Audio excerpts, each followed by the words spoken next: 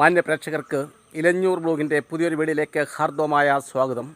പ്രിയമുള്ളവരെ, ഇന്ന് നമ്മൾ വളരെ പ്രധാനപ്പെട്ട ഒരു വീഡിയോയാണ് നമ്മുടെ കൂട്ടുകാരുമായിട്ട് പങ്കുവയ്ക്കുന്നത്.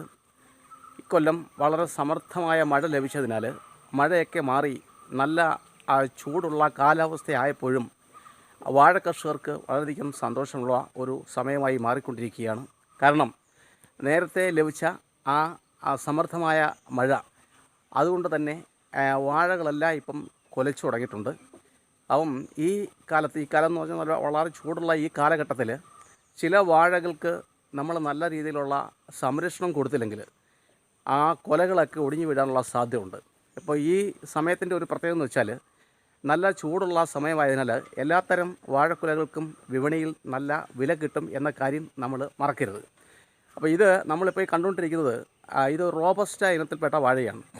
നമുക്കെല്ലാവർക്കും അറിയാം, റോബസ്റ്റ ഇനത്തിൽപ്പെട്ട വാഴ ഒന്ന് രണ്ട് പ്രത്യേകതകളുണ്ട്. ഒന്ന്, ഇത് ഷുഗർ രഹിത പഴമാണ്. ഷുഗർ രോഗമുള്ളവർക്ക് കഴിക്കാൻ പറ്റുന്ന ഒരു പഴമാണ് ഈ റോബസ്റ്റ പഴം എന്ന് പറഞ്ഞാൽ.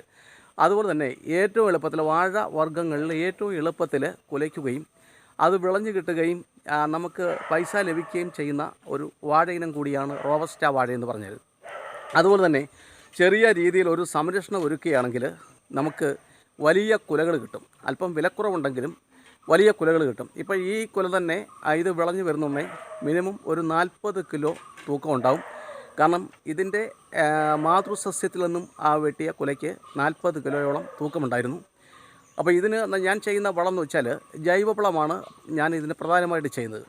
അപ്പോൾ ഇങ്ങനെയൊക്കെയാണെങ്കിലും ഉണക്കിൻ്റെ കാഠിന്യത്തെ അതിജീവിക്കാൻ ഈ വാഴയ്ക്ക് ശക്തിയില്ല. അപ്പോൾ ഈ വാഴക്കൊല വിളഞ്ഞു വരും തോറും ഈ നമ്മൾ സംരക്ഷണം കൊടുത്തില്ലെങ്കിൽ ഇതിൻ്റെ പിണ്ടി പഴുക്കുകയും ഈ കൊല ഒടിഞ്ഞു വീഴുകയും ചെയ്യും. അതുകൊണ്ട് കുറഞ്ഞ ഒരു 60 ദിവസം കൊണ്ട് തന്നെ ഈ വാഴക്കൊല വിളഞ്ഞു കിട്ടണം. 60 ദിവസം കൊണ്ട് വിളഞ്ഞു കിട്ടുകയും ഇത് നമുക്ക് നഷ്ടമില്ലാത്ത രീതിയിൽ ഒരു താങ്ങുകാല് കൊടുത്ത് സംരക്ഷിക്കുകയും ചെയ്യേണ്ടത് കർഷക നിലയിൽ നമ്മുടെ ആവശ്യമാണ്. അപ്പം ഇന്നത്തെ ഈ സാഹചര്യത്തിൽ നമുക്ക് വലിയ കമ്പുകളൊക്കെ പുരയിടങ്ങളിൽ നിന്നും വെട്ടിയെടുത്ത് താങ്ങുകാല് കൊടുക്കാൻ ബുദ്ധിമുട്ടാണ്. പിന്നെ ഉണക്കല്ലായിരുന്നെങ്കിൽ ജൈവകൃഷി ആയതുകൊണ്ട് താങ്ങാല് കൊടുക്കാതെ തന്നെ ഈ വാഴക്കുല വിളഞ്ഞു കിട്ടിയേനെ. കാരണം അത്തരത്തിൽ നല്ല ആരോഗ്യമുള്ള നല്ല പിണ്ടി വലുപ്പവും ഒക്കെയുള്ള ഒരു വാഴയാണ്. നമുക്ക് ഈ വീഡിയോ കണ്ടാൽ അറിയാമല്ലോ. പക്ഷേ ഉണക്കായതിനാൽ പാളയംതോടൻ റോബസ്റ്റ എന്നീ വാഴ ഇനങ്ങൾക്ക് ഉണക്കിനെ അതിജീവിക്കാനുള്ള കഴിവില്ലാത്തതിനാൽ ഇതിന് സംരക്ഷണം ഒരുക്കേണ്ടത് നമ്മുടെ ആവശ്യമാണ്. അപ്പോൾ അത്തരത്തിൽ ചെറിയ ചില മെറ്റീരിയൽസ് ഉപയോഗിച്ച് നമുക്ക് ഇതിന് സംരക്ഷണം ഒരുക്കുന്ന രീതിയാണ് ഇന്ന് ഞാൻ പ്രിയപ്പെട്ട സുഹൃത്തുക്കളുമായിട്ട് പങ്കുവെക്കുന്നത്. അപ്പോൾ പ്രിയപ്പെട്ട സുഹൃത്തുക്കളെ, ഇത്തരത്തിൽ നമുക്ക് ചെറിയ ഒരു മുതൽ മുടക്കിലൂടെ വൻ ലാഭം ഉണ്ടാക്കാൻ ഒക്കുന്നതും നമുക്ക് മാത്രം നമ്മുടെ ചെറിയ അധ്വാനം മുടക്കുന്നതുമായ കൃഷിയെ സംബന്ധിച്ചുള്ള വീഡിയോകളാണ് ഇലഞ്ഞൂർ ബ്ലോഗ് എന്ന യൂട്യൂബ് ചാനലിലൂടെ ഞാൻ അവതരിപ്പിച്ചുകൊണ്ടിരിക്കുന്നത്. ഇത്തരത്തിലുള്ള അറിവുകൾ, കൃഷി കാഴ്ചകൾ നിങ്ങൾക്ക് കാണുന്നത് അറിയുന്നതൊക്കെ ഇഷ്ടമെങ്കിൽ അതുപോലെ തന്നെ ഇത് സമാന ചിന്താഗതിയുള്ളവരിലേക്കൊക്കെ എത്തിച്ചു കൊടുക്കാൻ താല്പര്യമെങ്കിൽ നിങ്ങൾ ഇതുവരെയും എൻ്റെ യൂട്യൂബ് ചാനൽ സബ്സ്ക്രൈബ് ചെയ്തിട്ടില്ലെങ്കിൽ ദയവായി സബ്സ്ക്രൈബ് ചെയ്യണം. അതുപോലെ ലൈക്ക് ചെയ്യണം, ഷെയർ ചെയ്യണം. അതുപോലെ നാളിതുവരെ എനിക്ക് വേണ്ട എല്ലാ പിന്തുണയും നൽകിക്കൊണ്ടിരിക്കുന്ന എല്ലാ മാന്യ പ്രേക്ഷകർക്കും ഞാൻ നന്ദി പറയുകയാണ്. അപ്പോൾ നമുക്ക് വീഡിയോയിലേക്ക് പോകാം. ഈ വാഴയുടെ അല്ലെങ്കിൽ വാഴക്കുലയുടെ സംരക്ഷണത്തിന് വേണ്ടി ഞാനിവിടെ എടുത്തിരിക്കുന്നത് 2 പൈപ്പാണ്. പൈപ്പെന്ന് പറയുമ്പോൾ ഇത് ലോഹം കൊണ്ടുള്ള പൈപ്പാണ്, റൗണ്ട് പൈപ്പാണ്. കാരണം ഈ പുരയിടങ്ങളിലെ വലിയ കമ്പുകളൊന്നും ഇപ്പോൾ വെട്ടിയെടുക്കാൻ പറ്റാത്തതുകൊണ്ട് ഇപ്പോൾ നമുക്ക് പറ്റുന്നത് ആക്രി കടകളിലൊക്കെ ചെന്നാൽ കുറഞ്ഞ വിലയ്ക്ക് ഇതേപോലെയുള്ള ലോഹ പൈപ്പ് കിട്ടും. പിന്നെ ഞാൻ എടുത്തിരിക്കുന്നത് അല്പം പ്ലാസ്റ്റിക്കിൻ്റെ കയറാണ്. പിന്നെ ഒരു ചെറിയ പഴയ തുണിയാണ്, കർട്ടൻ്റെ വേസ്റ്റാണ്.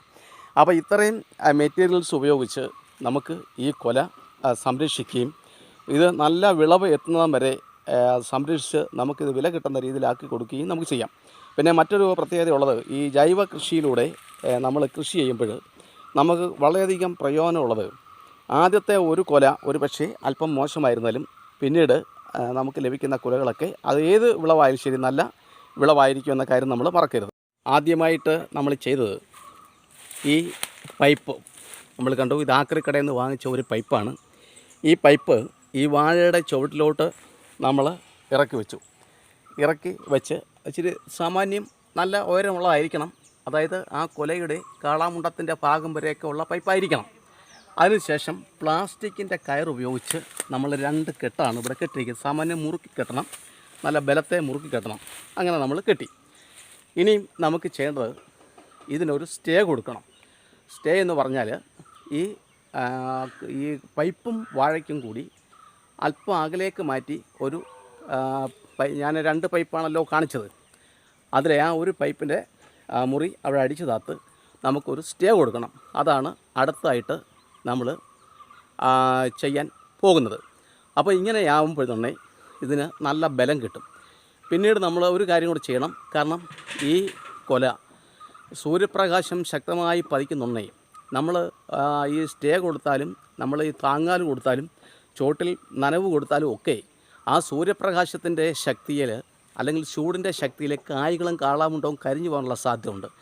അപ്പോൾ അതുകൂടെ സംരക്ഷിക്കാനുള്ള ഒരു വഴികൾ നമ്മൾ ചെയ്യണം എന്നുള്ളത് സത്യമാണ്. തുടക്കത്തിൽ നമ്മൾ പറഞ്ഞിരുന്ന പഴയ ഒരു കർട്ടൻ, അതായത് ഒരു പഴയ തുണി നമ്മൾ പറഞ്ഞിരുന്നു. ആ തുണി കൊണ്ടാണ് നമ്മൾ ഈ കൊല പൂർണ്ണമായിട്ടും മറച്ചിരിക്കുകയാണ്. അതിൻ്റെ കാരണം എന്ന് പറഞ്ഞാൽ കിഴക്കു നിന്നുള്ള സൂര്യപ്രകാശം ചൂട് ശക്തമായ രീതിയിൽ ഈ കൊലയിൽ പതിക്കുന്നുണ്ടേ കൊല കരിഞ്ഞു പോകാൻ ഉള്ള സാധ്യതയുണ്ട്. അത് ഒഴിവാക്കാനാണ് ഇങ്ങനെ നമ്മൾ ചെയ്യുന്നത്. ഇങ്ങനെ ചെയ്താൽ നേരിട്ട് ചൂട് കൊലയിൽ പതിക്കത്തില്ല. ഒരു പരിധി വരെയൊക്കെ ആ തുണി ഈ ചൂട് താങ്ങിക്കൊള്ളും. അതൊരു ഗുണപ്രദമാണ്. പിന്നീട് നമുക്ക് ചെയ്യാൻ പറ്റുന്നത് ഓല തെങ്ങിന്ന് അടന്ന് വീഴുന്നുണ്ടേ അത് വേണമെങ്കിൽ ഈ കൊലയോട് ചേർത്ത് വെച്ച് തറയിൽ ചാരി വെച്ച് നമുക്ക് ഒരു കെട്ടുകൊടുത്ത് സംരക്ഷിക്കാം. അപ്പോൾ ഇങ്ങനെയൊക്കെ നമ്മൾ ചെയ്യേണ്ടിയിരിക്കുന്നു.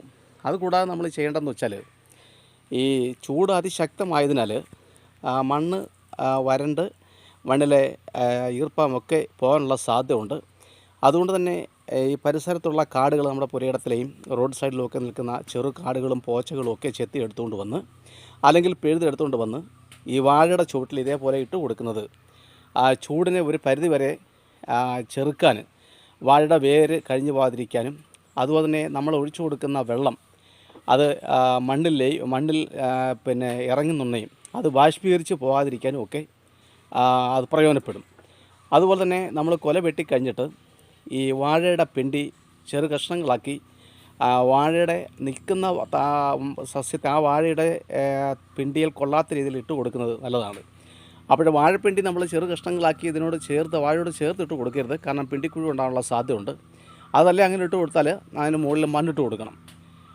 അപ്പോൾ പിന്നെ ഇതേപോലെ വലിയ കൊലകളൊക്കെ ഉള്ള വാഴകളാണെങ്കിൽ നമ്മൾ ചെയ്യേണ്ടതെന്ന് വെച്ചാൽ ഇതേപോലെ 2 കയർ, നമ്മൾ 2 കയറാണ് ഇപ്പോൾ സ്റ്റേ കയറായിട്ട് കൊടുത്തിരിക്കുന്നത്. 2 കയറാണ് നമ്മൾ സ്റ്റേ കയറായിട്ട് കൊടുത്തിരിക്കുന്നത്. നടന്ന് നോക്കിയിട്ട് ഈ 2 കയർ പിന്നീട് നല്ല ഭാരം വീണ്ടും കൂടുകയാണ്, കൊല കുറച്ചുകൂടെ ചായുകയാണെങ്കിൽ ഉചിതമായ സ്ഥലത്ത് മറ്റൊരു കെട്ടുകൂടെ കെട്ടി ഒരു സ്റ്റേ വയറൂടെ അല്ലെങ്കിൽ സ്റ്റേ വള്ളി നമ്മൾ കൊടുക്കണം. കൊടുത്ത് ഇതേപോലെ ജലസേചന സൗകര്യങ്ങളൊക്കെ കൊടുക്കുകയാണെങ്കിൽ 2 മാസം കൊണ്ട് പൂർണ്ണമായിട്ടും ഈ കൊല നമുക്ക് വിളഞ്ഞ് കിട്ടും. അപ്പോൾ 2 മാസം കൊണ്ട് വിളഞ്ഞ് കിട്ടുന്നതിനോടൊപ്പം തന്നെ ഇപ്പോൾ ഇതിൻ്റെ ചുവട്ടിൽ വിത്തുണ്ട്. 3 വിത്ത് നല്ലതുണ്ട്. അതുകൂടാതെ 2 വിത്ത് കിളിച്ചു വരുന്നുണ്ട്. ഇപ്പോൾ ഈ വിത്തുകൾ പിരിച്ച് മാറ്റാൻ പറ്റത്തില്ല. അതുകൊണ്ട് ആരോഗ്യമുള്ള ഒരു 4 വിത്ത് ഇതിന് ചുവട്ടിൽ തന്നെ നിർത്താനാണ് ഞാൻ പ്ലാൻ ചെയ്തിരിക്കുന്നത്. അപ്പോൾ ഇത്തരത്തിൽ ജലസേചനങ്ങളും ഇങ്ങനെ ഈർപ്പത്തെ അതിജീവിക്കാനുള്ള സംരക്ഷണമൊക്കെ നമ്മൾ കൊടുക്കുന്നതുകൊണ്ട് ഈ കൊല വെട്ടുമ്പോൾ തന്നെ ഈ 4 വിത്തുകളും വളർന്ന് വലുതാവുകയും തൊട്ട് 2 മാസത്തിനകത്ത് വെച്ച് തന്നെ അതായത് ഈ കഠിനമായ ചൂട് മാറി കാലവർഷം ആരംഭിക്കുന്നതിന് മുമ്പ് തന്നെ മഴ പെയ്യുന്നതിന് മുമ്പ് തന്നെ ഈ വാഴകളൂടി കൊലയാവുകയും ചെയ്യും. അപ്പം ഏതാനും വാഴകളൊക്കെ ഉള്ളെങ്കിൽ നമുക്ക് ഇത്തരത്തിൽ ചെയ്യാം.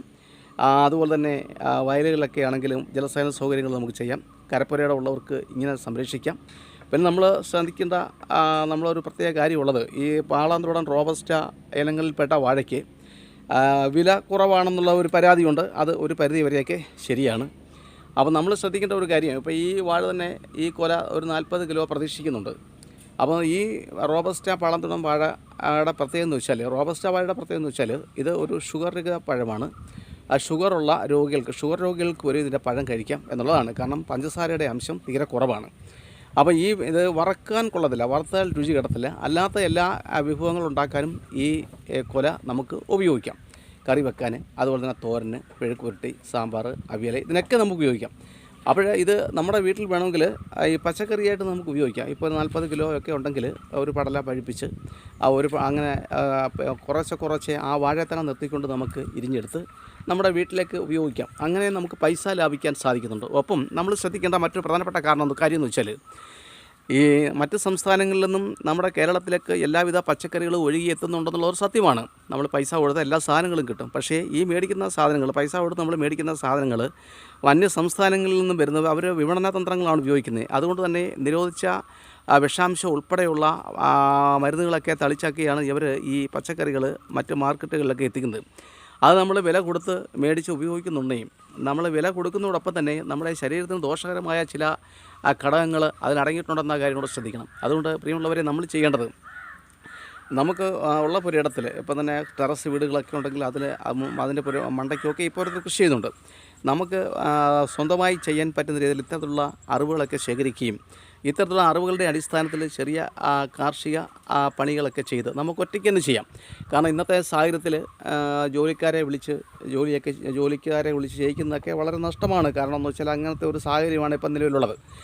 പഴയ കാലങ്ങളിലെ പോലെ ജോലിക്കാരെ കിട്ടാനില്ലാത്തതും, അതുപോലെ തന്നെ ജോലിക്കാരുടെ ആത്മാർത്ഥ കുറവൊക്കെ ഉണ്ടാകുന്നു, ഇല്ലെന്ന് പറയാൻ പറ്റത്തില്ല. അതുപോലെ തന്നെ കൂലി കൂടുതലാണ്, വളത്തിൻ്റെ വില കൂടുതലാണ്.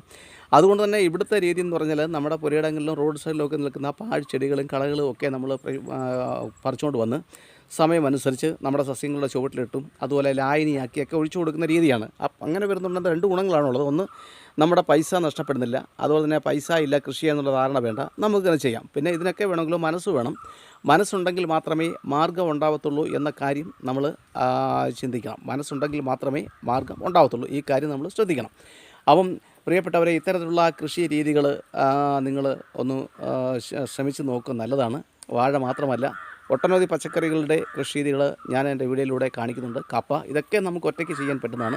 നമ്മുടെ ഒരു വീട്ടിലേക്ക് ഒരു 4 പേര് വരെ അടങ്ങുന്ന കുടുംബങ്ങളിലേക്ക് ആവശ്യമായ മിക്കവാറും ഉള്ള എല്ലാ പച്ചക്കറികളും പഴവർഗ്ഗ വിളകളും ഒക്കെ നമുക്ക് ഉള്ള സ്ഥലത്ത് കൃഷി ചെയ്യാൻ സാധിക്കും. ഇപ്പോഴും ഒട്ടനവധി നൂതന മാർഗ്ഗങ്ങളുണ്ട്. ഗ്രോ ബാഗ്, വലിയ വലിയ ഗ്രോ ബാഗുകളുണ്ട്, ചാക്കുണ്ട്, അതുപോലെ തന്നെ ചട്ടിയുണ്ട്, ഡ്രമ്മുണ്ട്. ഇതിനകത്തൊക്കെ നമുക്ക് കൃഷി ചെയ്യാം. കൃഷി ചെയ്ത് കഴിഞ്ഞാൽ നമ്മുടെ വീടിന് ചുറ്റും ഒരു ഉദ്യാനം, ഫലവൃക്ഷ പച്ചക്കറി പഴവർഗ്ഗ തോട്ട ഉദ്യാനങ്ങൾ നിർമ്മിക്കുന്നതോടൊപ്പം തന്നെ നമ്മുടെ മനസ്സിനും ശരീരത്തിനും കുളിർമയേകുന്ന ഒരു വലിയ കാഴ്ചയായിരിക്കും. ഒപ്പം ആരോഗ്യപൂർണ്ണമായ ഒരു ജീവിതം നമുക്ക് നയിക്കാനും ഇതുപോലെ സാധിക്കും. അപ്പം എല്ലാ പ്രിയപ്പെട്ടവരെയും ഇത്തരം പരിശോധനം, അതുപോലെ തന്നെ ഞാൻ ഈ ഇത്തരത്തിലുള്ള അറിവുകൾ നിങ്ങൾ ശേഖരിക്കണം.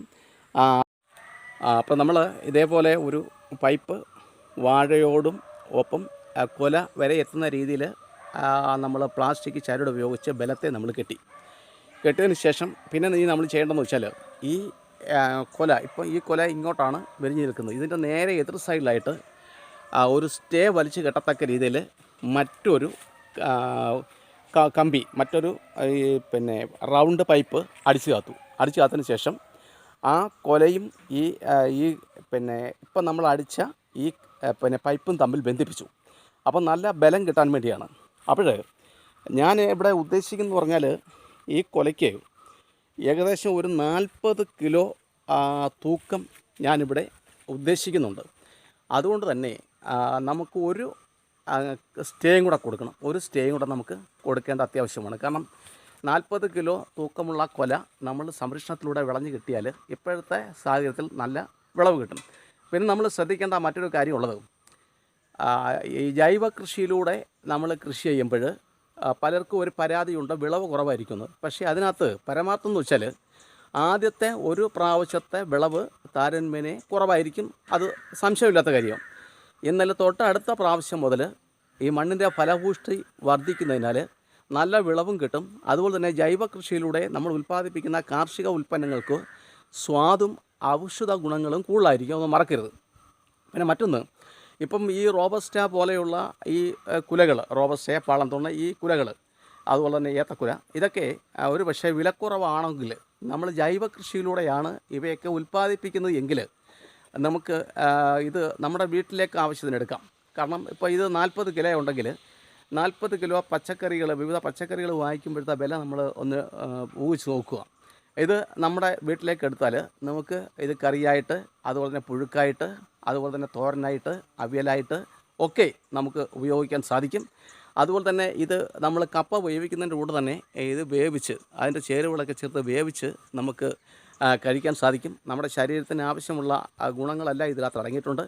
അപ്പം ഈ കൃഷി ചെയ്യുന്നത് ഇത്തരത്തിലുള്ള കാര്യങ്ങൾ കൂടിയാണ് എന്ന കാര്യം നോക്കുക. ലാഭം മാത്രമല്ല കൃഷിയിലൂടെ നമ്മൾ ഉദ്ദേശിക്കുന്നത്. അപ്പം ഇത്തരത്തിലുള്ള കാര്യങ്ങളിലൂടെ നമ്മൾ ചിന്തിക്കുകയും നമ്മൾ ചെയ്യുകയും ചെയ്താൽ വളരെ പ്രയോജനമാകും. അപ്പോൾ ഉണക്ക് കാലത്ത് കർഷകരെ സംബന്ധിച്ച് കരപ്പുരയിടത്തിൽ കണ്ടങ്ങളിലായാലും കരപ്പുരയിടങ്ങളിലും കഠിനമായ ഉണക്കാണിപ്പോൾ. ആ ഉണക്കിനെ അതിജീവിക്കുവാൻ നമ്മൾ കർഷകർ വളരെയധികം ശ്രദ്ധിക്കേണ്ടത് അത്യാവശ്യമാണ്.